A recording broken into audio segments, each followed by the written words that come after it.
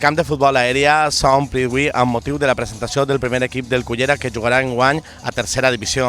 L'acte ha consistit en la presentació de tots els jugadors i el cos tècnic i tot seguit s'ha presentat l'himne del club que ha gravat recentment la Societat Musical Instructiva Santa Cecília. Tot seguit s'ha disputat un partit de futbol entre el Xàtiva, que juga a segona divisió, i el Cullera. El president del Cullera, Ernesto San Juan, ens parla sobre este acte que comença amb la presentació de tots els jugadors de l'equip i el cos tècnic.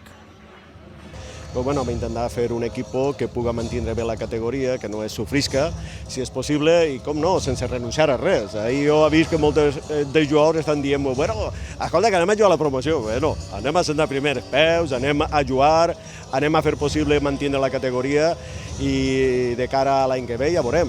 Però jo crec que és important, sobretot per l'esforç que aquests últims anys han fet en el club, i crec que a l'afició li han donat el que ell es mereixia, que d'un primera regional estiguem avui en tercera divisió, jo penso que ha sigut un vot important.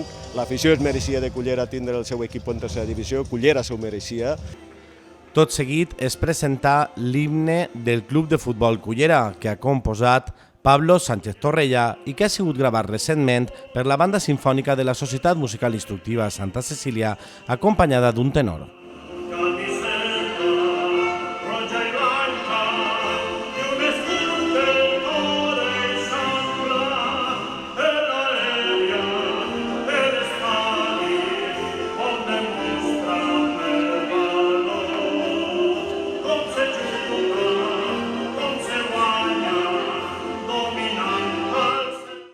I des d'ací, animar a l'afició que vinga, que apoya el Cullera Club de Futbol i, com no, per mi és un honor que avui puguem també presentar l'himne oficial del Cullera, que en definitiva, quan el sentirà la gent, ho notarà que té molt de sentiment.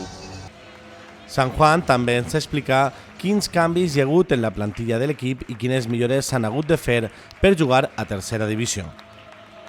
Continua tot l'equip tècnic, a més jo crec que s'ho mereixien, després de que ja s'agarrà l'equip en una situació que estava, el seu campió la temporada passada, enguany han pujat a tercera divisió, l'equip tècnic, el seu entrenador David Gutiérrez, així com Ricardo, el segon entrenador, tenen tot l'apoyo de Moratos, tota la confiança, han elaborat una bona plantilla i que sobretot també el reforç d'aquest preparador físic que creiem que era necessari per a aquesta categoria, perquè és una categoria superior, però sobretot es juga molt més al futbol.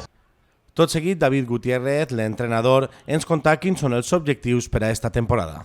Sí, en cuanto al plan de trabajo, la categoría son más partidos, un día más de entrenamiento y el objetivo del club es claro, que es consolidar el equipo en categoría nacional.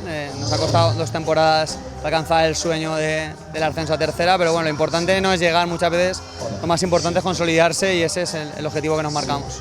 Yo creo que igual de importante, pero importantísimo porque futbolista, sobre todo en los momentos en los que sufre dentro del campo, muchas veces ese jugador número 12 que es la afición y se apretar al árbitro, a los contrarios, el futbolista lo agradece, por supuesto. Y esta temporada vamos a jugar contra poblaciones grandes como Castellón, como Alcira, con una historia y una afición detrás que les apoya y desde luego ellos deben de sentir lo mismo cuando vengan a Cullera. L'acte acaba amb la disputa del torneig aèria, en què s'enfrontaren el Cullera i l'Olímpic de Xàtiva de segona B.